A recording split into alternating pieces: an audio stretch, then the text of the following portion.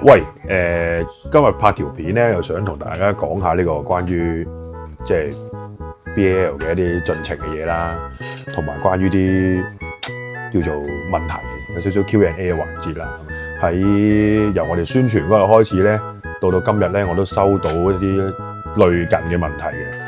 咁我就集咗幾個出嚟比較多人問嘅問題啦，咁啊想同大家 share 下啦，咁樣我自己身邊或者離開 BAL 嘅人咧，就最多人問嘅問題就係咧，點解今次張 poster 咧就同以前有啲咩唔同咧？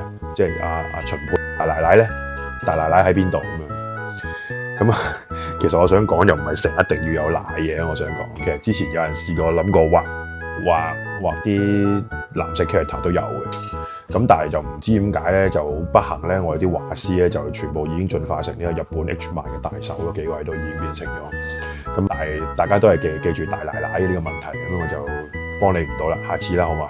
好啦。咁啊，第二個問題就係咧，關於一啲歌曲嘅問題，咁啊就係主動同我哋講話，喂，我哋想聽乜嘢喎？咁樣。咁呢個其實你問我係冇 Q 用嘅，我想講咁多年嚟都係咁講。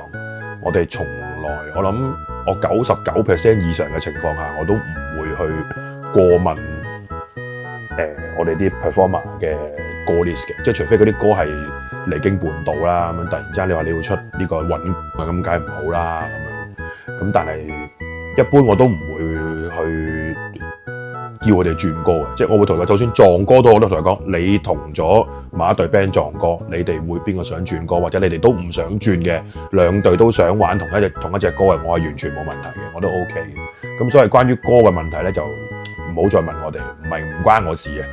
我係好尊重每一隊 band 選曲嘅自主性。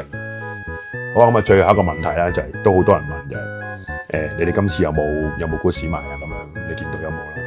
唔使問我啦，有冇係啊？你自己到時嚟睇，或者我哋之後會出 post。